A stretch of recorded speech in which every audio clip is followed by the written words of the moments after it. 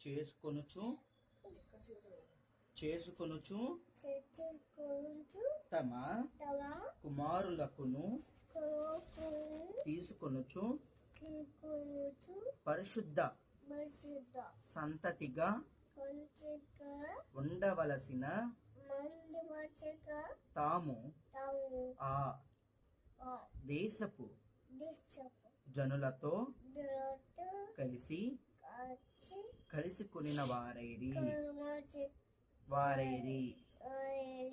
ఈ అపరాధము చేసిన వారిలో పెద్దలను అధికారులను నిజముగా ముఖ్యులై యుండిరని చెప్పిరి. నేను ఈ సంగతి విని నా వస్త్రమును పై దుప్పటిని చింపుకొని నా తల వెంట్రుకలను నా గడ్డపు వెంట్రుకలను పెరికి వేసుకొని విభ్రాంతి పడి కూర్చుంటిని. చెరపట్టబడిన వారి అపరాధమును చూచి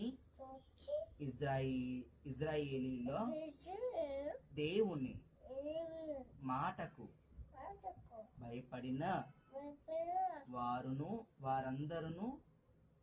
వారందరూ నా యొద్దకు కూడి వచ్చిరి. నేను విభ్రాంతి పడి సాయంత్రపు అర్పణ వేళ వరకు కూర్చుంటిని. సాయంత్రపు అర్పణ వేళను శ్రమ తీరగా నేను లేచి నా వస్త్రమును పై దుప్పటిని చింపుకొని మోకాళ్ళ మీద పడి నా దేవుడైన యెహోవా తట్టు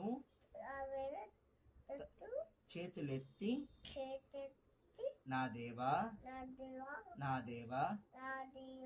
నా ముఖము నీ వైపు ఎత్తుకొనుటకు సిగ్గుపడి కిన్నుడనై ఉన్నాను. మా దోషములు మా తలలకు పైగా హెచ్చియున్నవి. మా అపరాధము ఆకాశమంతా ఎత్తుగా పెరిగి ఉన్నది. మా పితరుల దినములు మొదలుకొని నేటి వరకు మేము మిక్కిలి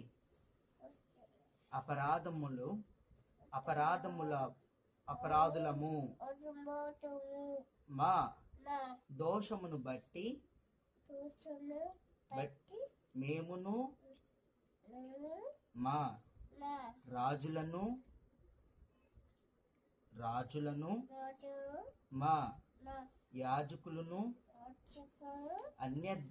అన్య దేశముల రాజుల వశమునకును ఖడ్గమునకును చెరకును దోపునకును నేటి దినమున నున్నట్లు అప్పగింపబడుట చేత మిగుల సిగ్గునొందిన